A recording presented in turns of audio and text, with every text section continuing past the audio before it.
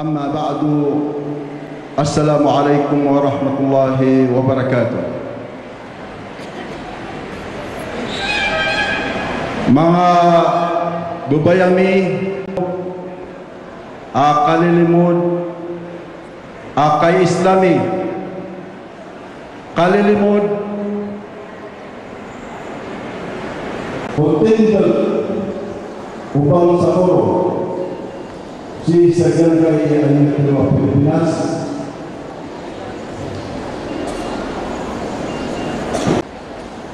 mga ulama dumagat pa si Sagangay State na umapres ako mga pagayat ng Tianglaw sa amay na ito mga mga pastor mga nagkakaman nila mga ulatan sa pinagtalo na sosyal ito mga tao na pananampaman sa yaman niyan nakasal sa bulan. Amin tuman si Sagangay ito ang kalibutan yan. Buong kalibutan yan namin tuman si Sagangay ito kasindo na kalibutan kagirakan ay palagakan si Sagangay kaya kalimut. Why? Nagkaroon pa po ang isipon.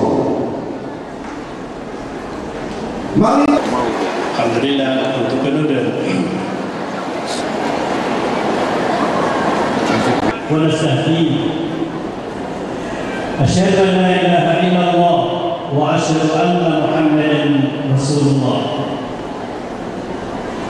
اللهم صل وسلم على سيدنا محمد وعلى آله وأصحابه أجمعين السلام عليكم sekalian sufi kemuliaan man shalla alaihi salatan sallallahu alaihi biha 10 salawat Sayyidi Rasulullah sabshalawat lakun sama kasasru yudu itaman akipan tabang kutuwa salawat satan maka salawat nasun su Allah kebenaran mau bersatuan ulama ama bersatuan maka kompimbar masamilaan Agusto mga murid kompimbar mga madrasah Agusto mga ukuman kanya katanin masih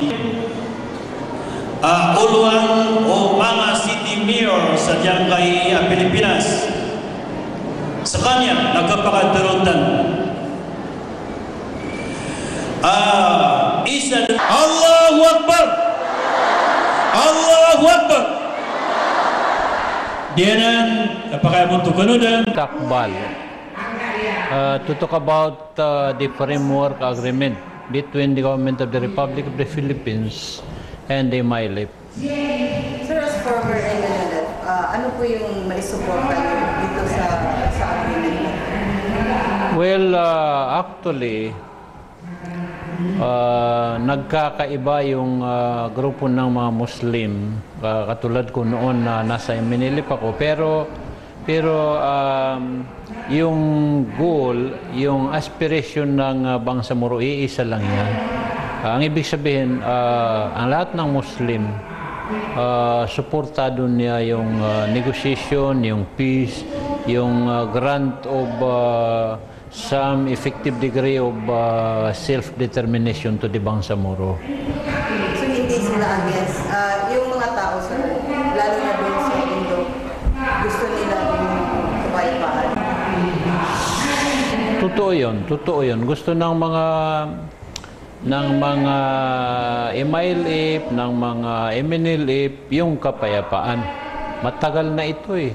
Itong recent peace ng Moro struggle, nagsimula tayo nito mga 1969. O kung iisipin mo, 43 years na. Siyempre, yung iba tumanda na, yung iba nagkakasakit na, yung iba nauna na. So, kailangan natin kung po pwede, makita natin yung sinasabi nga ni Rizal na bukang liwayway dito sa timbayan. Anong kaibahan ng frame nung dati sa MNLF sa MILF, sir? Pareho lang yan. Yung mga terminology na ginagamit doon lang nagkakaiba. Pero sa tingin ko, itong MILF at saka gobyerno na agreement, na framework agreement. Para siyang more on federal. Parang ang relationship ng central government at ng region. You can compare it to a relationship between a state and the federal government. Na kung yung ating batas medyo na-amend, nagkaroon ng freedom yung mga Bangsamoro na mag-organize ng ministerial system of government, na wherein they will start by electing their parliament, and then the parliament will organize the government. Maganda yung resulta. Pero positive naman kayo na magiging maganda ang result nito kahit matagal pa. Well, we are now in the period of the Transition Commission, and hopefully they are bent on upgrading that to Transition Authority. But the culmination is the finishing of the draft basic law, which they will submit to Congress, and which Congress will enact.